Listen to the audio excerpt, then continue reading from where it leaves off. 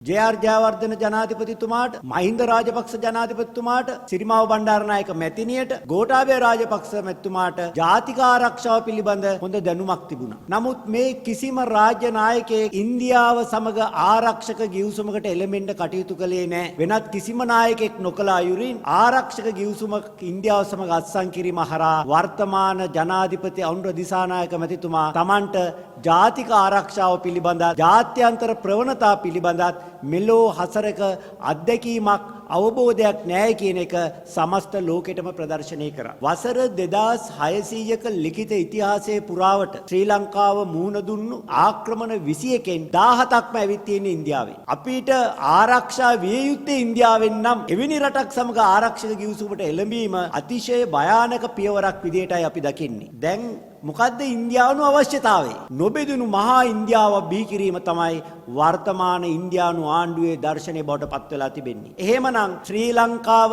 ඉන්දියාවේ කොටසක් බවට පත් කිරීමට අනුර දිසානායක මැතිතුමා තමන් අත්සන් කළ හොර ගිවිසුම් වලින් එකග වුණාද කියන ප්‍රශ්නය අපිට එතුමාගෙන් අහන්න සිද්ධ වෙනවා. එහෙම බලද්දී මේ අත්සන් කරපු ආරක්ෂක ගිවිසුම කොටිවලිගයක් විදියටයි අපි දකින්නේ. ඒ වගේම පාස්කු ප්‍රහාරය ගැන නිරතුරුවම කතා විපක්ෂයේ සිටියේදී පාස්කු ප්‍රහාරය පිළිබඳ නිරතුරුවම කතා කළ නලින්ද ජයතිස්ස ඇමතිතුමා එදා කිව්වේ පාස්කු ප්‍රහාරය කළේ ඉන්දියානු ආණ්ඩුවයි කියලා. ඒ වගේම කිව්වා කටුවාපිටිය පල්ලියට බෝම්බ ප්‍රහාරය එල්ල කර ත්‍රස්තවාදියාගේ බිරිඳ සාරා ඉන්දියාවට පැනලා ගියා. ඉන්දියානු ආණ්ඩුවේ ආරක්ෂාව මැදයි ඉන්නේ.